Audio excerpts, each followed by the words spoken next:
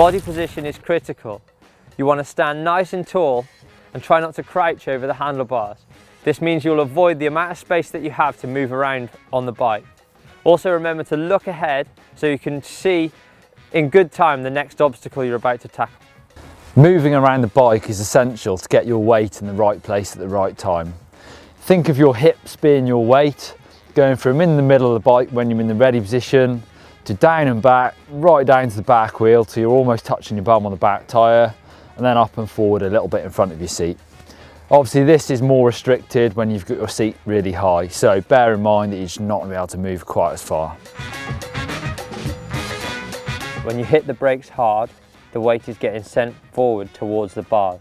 Countering the braking forces by dropping your weight back behind the pedals and the bars is essential to keep your weight going down into the bike rather than up and over.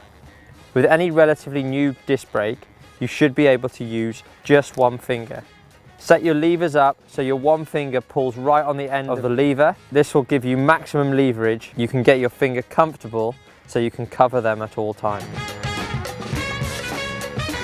Keeping your head up and scanning the trail is essential. Looking through the turns is a big one. Try and look to the exit of the turn. This is especially important when linking turns together nicely, so therefore your exit becomes the entry of the next turn. Try not to focus on the obstacle in front of you, but look past your front wheel and down the trail. Obviously this gets more difficult the harder or more scary the obstacle is in front of you. I make a big effort to remind myself to keep looking up. Moving on nicely from looking, let's have a look at line choice. Experimenting with lines can make a big difference to how well that trail flows.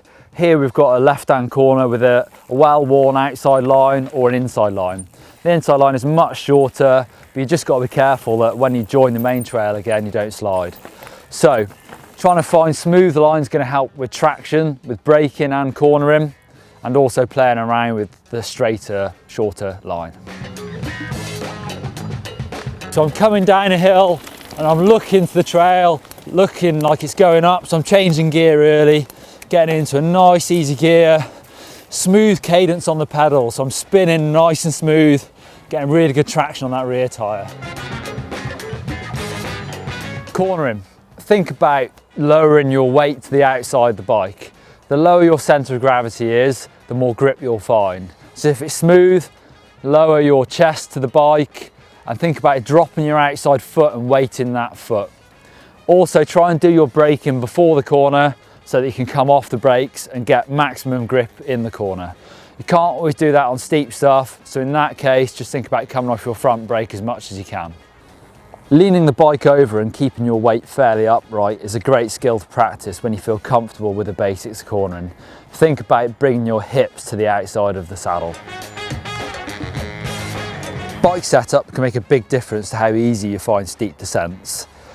Short stem, high bars, lower seat is all going to help get your weight behind the bike, essentially maintaining the ready position, because when you drop into the steep stuff, your centre of gravity will head towards the front wheel.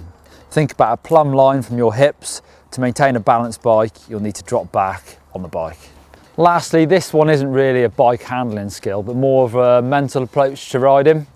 Actually try and build confidence slowly, know your limits and actually know what to practice. Yeah, confidence is really important with any type of riding.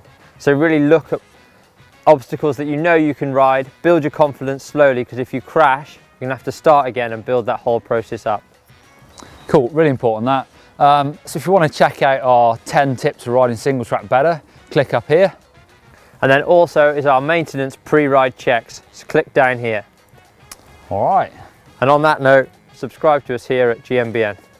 See you later, Neil. Get off here. See you, mate.